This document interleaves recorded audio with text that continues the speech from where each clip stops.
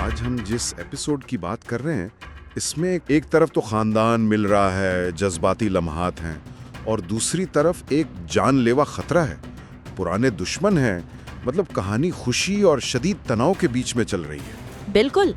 और दिलचस्प बात यह है कि ये सिर्फ बाहर के खतरात नहीं है ना? किरदारों के अंदर भी एक जंग चल रही है।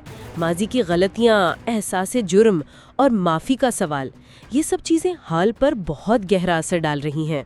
चले फिर शुरू करते हैं। कहानी शुरू ही एक बहरान से होती है। यास्मीन की तबीयत अचानक खराब हो जाती है। गालिबन कोई खराब जूस पीने की वजह से। वो हारून को फोन करती है, लेकिन वो उसे एक मजाक समझता है। जी, हमेशा की तरह। और यही हारून के किरदार का सबसे बड़ा मसला है। वो हमेशा मंतिक को जज्बात पर तरजीह देता है, यहाँ तक कि जब उसकी बीवी खतरे में हो।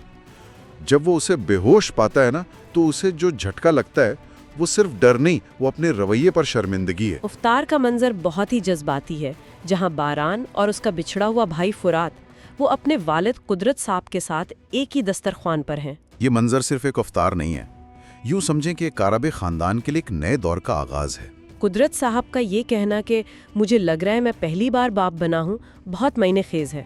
वो माजी की गलतियों पर पछता रहे हैं।